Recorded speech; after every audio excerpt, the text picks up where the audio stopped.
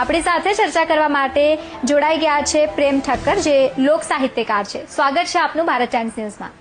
મને એક વ્યક્તિએ પૂછ્યું હતું કે કાનુડો કોને કહેવાય, કૃષ્ણ એટલે શું? ખરેખર તમે જુઓ, કાનુડાને સમજવો છે ને બહુ જ અઘરો છે. જન્મે જેલમાં ને કામ મુક્તિ દેવાના કરે.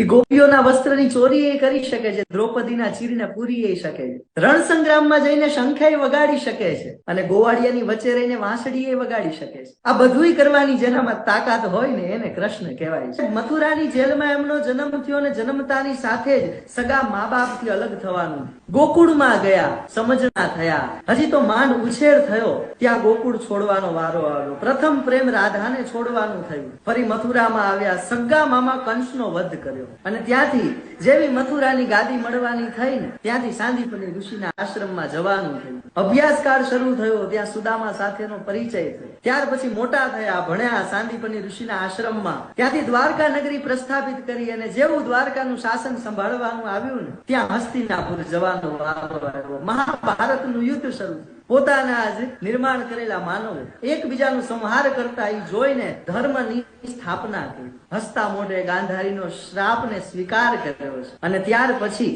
એ પોતાના જ યાદવોનો નાશ થતા જોયો, અને પછી પારધીનો તીર એ પગમાં વાગી જતા એક સામાન્ય માણસની જેમ મૃત્યુને પામ્યા. અને આ છે પરમમાંથી પરમ પુરુષોત્તમ સુધીની સફર.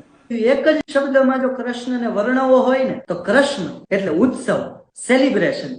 જેના જીવનમાં ઉદાસી હોય ને ત્યાં ક્યારેય કૃષ્ણ ન હોય.